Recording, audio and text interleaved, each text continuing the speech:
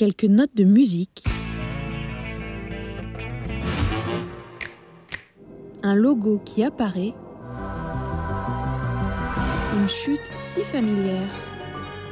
Les génériques n'ont pas la tâche facile. En quelques secondes, ils doivent nous plonger dans l'ambiance de la série, présenter les personnages, le casting ou l'intrigue, mais surtout, ils doivent nous rendre accros. Le générique de série, c'est une porte d'entrée, en réalité. C'est la promesse d'un nouveau monde, un monde de fiction, des histoires, des personnages. C'est aussi comme un doudou, c'est-à-dire quelque chose qu'on retrouve de façon régulière, qui nous rassure et qui nous met dans une atmosphère, je dirais, agréable, accueillante. Enfin, il y a vraiment cette idée, à travers les génériques de série, de passer de l'autre côté. En gros, les génériques, ils existent depuis que la télé existe, c'est-à-dire depuis les années 40, et ça s'est développé beaucoup dans les années 50. À l'époque, les génériques servent avant tout d'encarts publicitaires.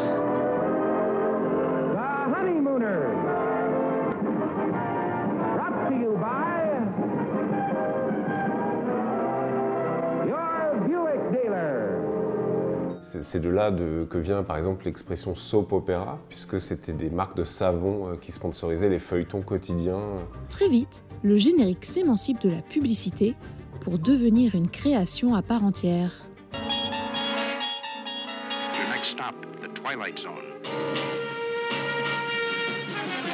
À chaque fois, c'était accroché à la société dans laquelle les génériques évoluaient.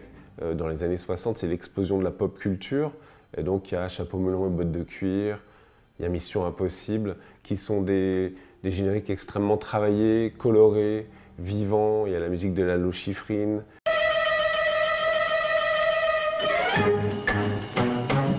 Dans les années 80, c'est la profusion, un peu le délire kitsch. C'est aussi ça qui est vraiment passionnant quand on s'intéresse aux génériques. On comprend des époques, des sociétés, à travers ces quelques images, ces petites réductions de fiction à venir que sont les génériques. Le générique, dans les années 2000, est devenu, comme les séries, un moyen d'expression intime pour des créateurs. Dans Les Sopranos, c'est le trajet de ce chef mafieux au volant de sa voiture avec un cigare, un peu perdu en fait, déjà dans la mélancolie, et on se rend compte quand on analyse le générique, qui raconte un trajet que faisait le créateur de la série, David Chase, quand il était enfant. Il y a quelque chose de très fort dans la manière dont les génériques des années 2000 ont compris et même incarné la transformation des séries. L'arrivée des plateformes dans les années 2010 marque un nouveau tournant. Non seulement les technologies se sont développées, mais la création des plateformes fait exploser le volume de séries disponibles. Il faut à tout prix se démarquer. La distinction qu'opère un générique, c'est-à-dire de dire moi je suis différent des autres, moi je suis une série plutôt sympa, étrange, étonnante, tout ça, ça ne changera pas en fait, c'est même encore plus important aujourd'hui. Donc il faut trouver des moyens inventifs pour que les gens restent et ne zappent pas les génériques. Véritables produits d'appel, ils sont désormais conçus par des agences spécialisées, rivalisant de créativité et d'ambition pour marquer les esprits.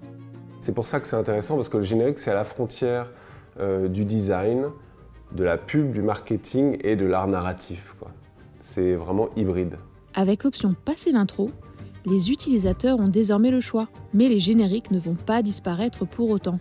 Le générique est indispensable. Il n'y a aucun doute là-dessus. Je pense que n'importe qui commencerait une série sans générique serait totalement déstabilisé, se dire « mais de quoi, j'habite où là? Qu'est-ce qui se passe ?»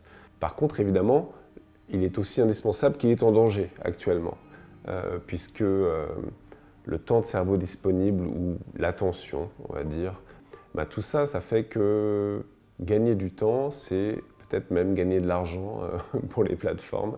Et donc, elles nous proposent de passer le générique parce qu'il faut absolument enquiller les épisodes.